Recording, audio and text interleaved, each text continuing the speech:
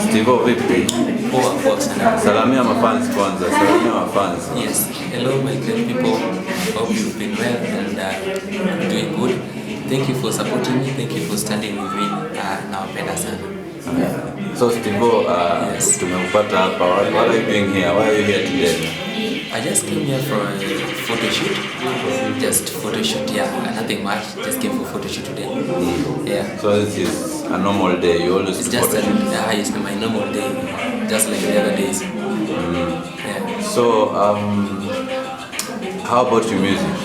How is your music so far? So far, I need to thank my fans for standing with me and supporting me because I'm not facing it that much difficult, if I may say so. We're just pushing to keep it high and high, you know. Just doing good in the music. Music is good. Yeah. And talking about music, we've noticed you have a new YouTube account. Sure. What happened to the old one? First and foremost, I apologize to my fans. Unfortunately, my YouTube channel that you used to, the other one, got hacked. That account was hacked and even the login password was changed. So I had no option. So I thought it would be wise to create another one.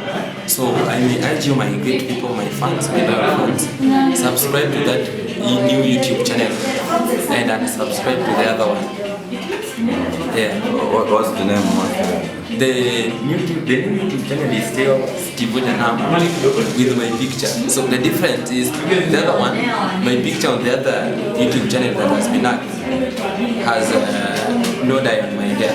But with this new YouTube channel, my picture with dye on my hair. So subscribe to that new YouTube channel and share, invite more subscribers please. So before we go, juzi kumekuwa na show ya Prince Indah na Jalamo. No, it was Jakadala. Oh, Jakadala. What do you think about the event? And what's happening after the event? For that show, as for me, I would appreciate both Musa Jakadala and Prince Indah for the great job they did. Indeed, it was wonderful because it's now Ohangala to another levels. Those guys performed and they did well. But unfortunately, the comments coming from fans aren't good at all, not good. I could even wish that our fans feel like the Nigerians and Tanzanians, you know. Those guys do support, we support everybody. I may ask our fans to support and please avoid this issue of somebody performing better than the other one because all I know about these guys is that they love each other. These guys are friends because for now you might be seeing, okay, you might be talking of them making fun and saying that more or less somebody performed better than the other one, but what if they come up with a song done together?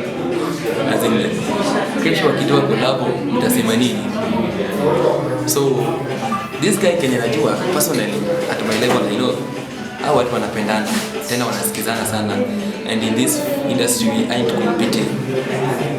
We should love each other and support. So to our fans, we should not divide us.